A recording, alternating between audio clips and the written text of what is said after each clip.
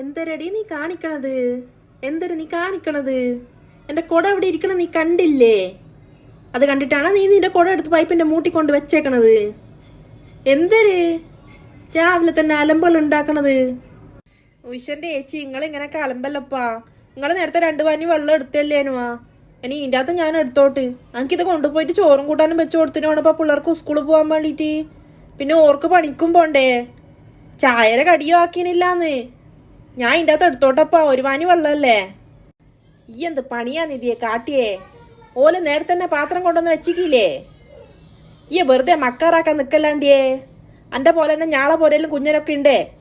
ഓലേക്ക് സ്കൂളിൽ പോണ്ടിട്ട് നേരം വൈകി പോവും. ഈ ഇങ്ങ പോര്. ഓരോടൊന്നും വർത്താനത്തിനാകേലാമോ? ഈ ഞാളെ വയ്യിൽ നിന്നോളാണ്ടിയേ.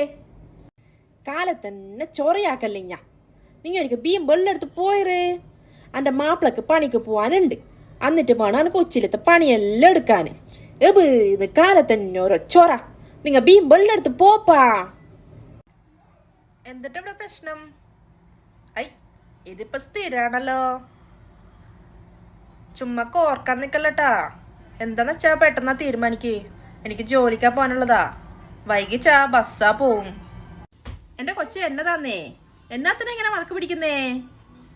ഈ കുന്ത്രാണ്ണം പിടിച്ച പൈപ്പയിലാണല്ലോ ആടിനും സംക്രാന്തിക്ക് ഇച്ചിരി വെള്ളം വരുന്നേ. ഒരു മുറ്റവും പറമ്പ് പോയിട്ട് കഴിയുന്ന ആൾക്കാരല്ലയോ. ദേ ഇപ്പൊ നോക്കിക്കേ, ഇച്ചിരി വെള്ളത്തിന് മെക്കിട്ട് കയറുവാന്നോ?